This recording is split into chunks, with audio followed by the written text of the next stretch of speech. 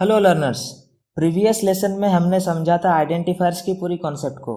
English language से compare करें तो हम अल्फ़ाबेट्स और वर्ड्स यानी आइडेंटिफायर्स को समझ चुके हैं। अब हमें सीखना है सेंटेंस को। सी लैंग्वेज में जिसे इंस्ट्रक्शन कहा जाता है। इंस्ट्रक्शन बेसिकली कमांड्स होते हैं जिसके मदद से कंप्यूटर को पता चलता है कि उसे करना क्या है। हम पहले ही देख चुके हैं इंस्ट्रक्शन बेसिकली 4 टाइप के होते हैं। Data type declaration instruction, input output instruction, arithmetic instruction और कंट्रोल इंस्ट्रक्शन। आज हम समझेंगे डेटा टाइप डिक्लेरेशन इंस्ट्रक्शन क्या होता है। तो सबसे पहले समझते हैं डेटा टाइप क्या है। नाम से ही पता चल रहा है डेटा टाइप मतलब डेटा का टाइप कैटेगराइज करने के लिए डेटा टाइप का इस्तेमाल करते हैं। डेटा टाइप को 2 प्रकार में कैटेगराइज किया जा सकता है, प्रिमिटिव डेटा टाइप और नॉन प्रिमिटिव डेटा टाइप। सी लैंग्वेज में टोटल 5 प्रिमिटिव डेटा टाइप होते हैं और वो है इंट, फ्लोट, कैर, डबल और वॉइड। अगर आप गौर करें तो ये सब कीवर्ड का ही हिस्सा है। हमने यहाँ रेड कलर से हाईलाइटेड भी कर दिए हैं, आप देख सकते हैं। तो प्रिमिटिव डेटा टाइप हम उसे कहते हैं जो कीवर्ड के रूप में हमें मिलते हैं। और इन 5 टाइप को छोड़कर अगर हम खुद से कोई डेटा टाइप बनाएं तो उसे नॉन प्रिमिटिव डेटा टाइप हम बोलेंगे। नॉन प्रिमिटिव डेटा टाइप को हमें कुछ लेसन बाद समझना है। तो चलिए अब समझते हैं डिक्लेरेशन स्टेटमेंट क्या होता है। यहाँ आप देख सकते हैं हमने 4 डेटा टाइप्स का इस्तेमाल करके वेरिएबल्स बनाए हैं। तो जब भी हम कोई डेटा टाइप का इस्तेमाल करते हैं कंपाइलर को पता चल जाता है कि अब हम कोई वेरिएबल बनाने वाले हैं।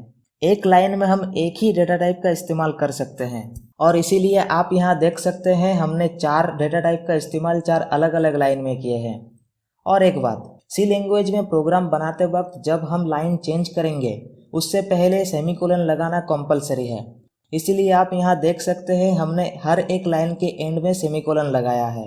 पहले लाइन की बात करें तो इंट a, b असाइन 10। ये लाइन एग्जीक्यूशन होते समय कंपाइलर को समझ आएगा कि उसे 2 वेरिएबल बनाने हैं, a और b नाम से, और b वेरिएबल में 10 वैल्यू स्टोर भी करने हैं।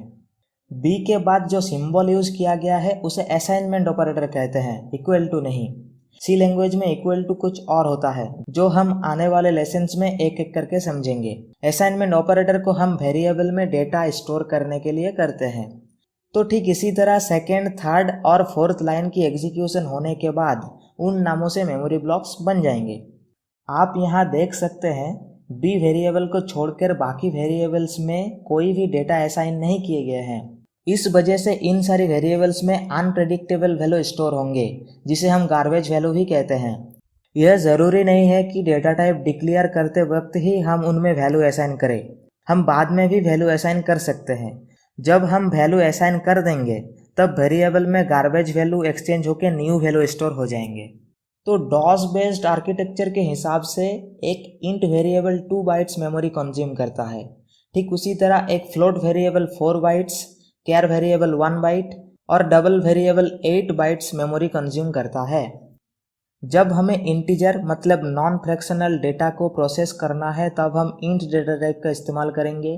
सिमिलरली फ्रैक्शनल डेटा को प्रोसेस करने के लिए फ्लोट डेटा टाइप का इस्तेमाल करेंगे। कैरेक्टर को हैंडल करने के लिए कैर डेटा टाइप और डबल डेटा टाइप के मदद से भी हम फ्रैक्शनल वैल्यू को हैंडल कर सकते हैं। जब हम प्रोग्रामिंग एग्जाम्पल देखेंगे तब हमें और अच्छी तरीके से ये सारी चीज़ें समझ में आएगी। वॉइड डेटा टाइप को हम फंक्शन चैप्टर में डिटेल में समझेंगे। तो ये है डेटा टाइप डिक्लेरेशन इंस्ट्रक्शन। तो हमने अब तक जो कुछ भी समझा, चलिए उसका एक क्विक समरी देख लेते हैं। सबसे पहले हमने समझा डेटा टाइप क्या होता है और कितने प्रकार के होते हैं। फिर हमने देखा सी लैंग्वेज में कुल 5 प्रिमिटिव डेटा टाइप होते हैं और वो है इंट, फ्लोट, कैर, डबल और वॉइड जो कि कीवर्ड का हिस्सा होता है। फिर हमने समझा हम एक लाइन में एक ही डेटा टाइप का इस्तेमाल कर सकते हैं। हर एक लाइन के एंड में सेमीकोलन लगाना ज़रूरी है। वेरिएबल में वैल्यू असाइन करने के लिए असाइनमेंट ऑपरेटर का इस्तेमाल किया जाता है। वेरिएबल क्रिएट करने के बाद भी हम वैल्यू असाइन कर सकते हैं। फिर हमने समझा डॉस बेस्ड आर्किटेक्चर के हिसाब से हर एक डेटा टाइप के मदद से बनने वाले वेरिएबल का साइज क्या होता है। और आखिर में हमने समझा हमें कब कौन सा डेटा टाइप इस्तेमाल करने हैं। तो उम्मीद है आप लोगों को इंस्ट्रक्शन का पहला part data type declaration instruction अच्छे से समझ में आया होगा।